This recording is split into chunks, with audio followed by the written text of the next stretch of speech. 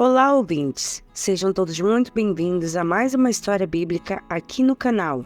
Se você estiver gostando do nosso conteúdo, já se inscreva, deixe o like e compartilhe com seus amigos.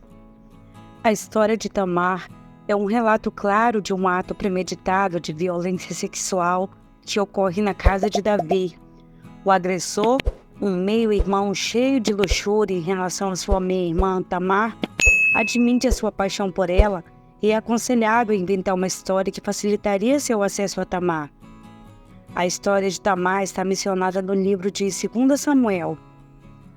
Tamar foi uma jovem de coração puro, cuja vida foi marcada por um terrível episódio de violência e desonra. Filha do rei Davi, Tamar tinha origens nobres e uma vida que prometia segurança e proteção. No entanto, ela se tornou vítima de um crime terrível cometido por seu próprio irmão. Esse ato de violência, além de causar danos irreparáveis a Tamar, abalou profundamente toda a estrutura da família real, desencadeando uma série de eventos trágicos. A tragédia na vida dos filhos de Davi começou após o seu pecado de adultério. Davi, o rei de Israel, era conhecido por sua habilidade militar, sabedoria e por ser um homem segundo o coração de Deus. No entanto, mesmo os melhores homens cometem falhas e Davi também cometeu erros. Um desses erros foi o pecado que cometeu ao cobiçar Batseba, esposa de Urias, um dos soldados mais leais de seu exército. Davi desejou Batseba e acabou cometendo adultério com ela, tramando a morte de seu esposo Urias. Após este pecado, Davi foi advertido por Deus através da vida do profeta Natã de que a espada nunca sairia de sua casa. A história de Davi é uma evidência de como as atitudes erradas podem gerar sérias consequências e afetar todos os que estão à sua volta. A história de Tamar está relatada no livro de 2 Samuel, no capítulo 13. O texto diz que Tamar era uma moça muito bela e virgem, mas isso estava prestes a mudar por causa dos planos de seu irmão, por parte de pai, conhecido como Aminon. Aminon estava muito apaixonado e obcecado por Tamar. Aminon imaginou que seria impossível possuí-la, pois seria muito difícil estar a sós com ela. Contudo, ele tinha um amigo muito astuto, seu primo Jonadab. Jonadab era filho de Simeia, irmão de Davi.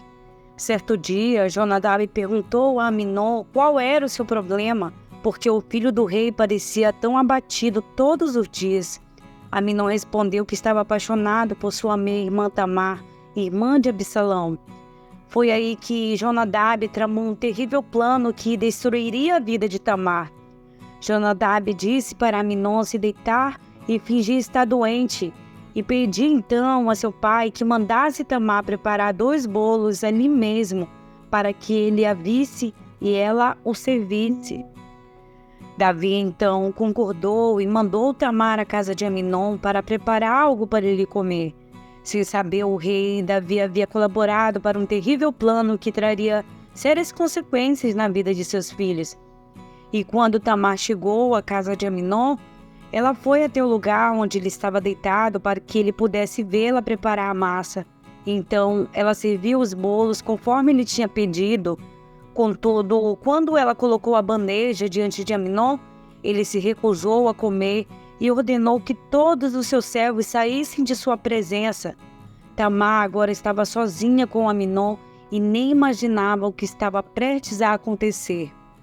Aminon pediu que Tamar levasse o bolo até seu quarto e o desse de comer. Tamar fez conforme ele pediu, mas quando ela lhe ofereceu a comida, ele a agarrou e exigiu que ela fosse para a cama com ele. Tamar, desesperada, suplicou que ele não a violentasse. Ela suplicou que ele não fizesse aquela loucura, pois ela não suportaria viver com tamanha vergonha. Ela sugeriu que, em vez de violentá-la, ele pedisse ao rei para se casar com ela, evitando assim uma terrível desgraça sobre a vida dos dois. Mas Aminon não quis ouvi-la. Ele chamou seu servo e ordenou que a colocasse para fora e trancasse a porta. Podemos ver claramente que a paixão que ele dizia sentir por ela não passava de um desejo carnal. Logo após passar por esse terrível acontecimento, o servo a colocou para fora e trancou a porta.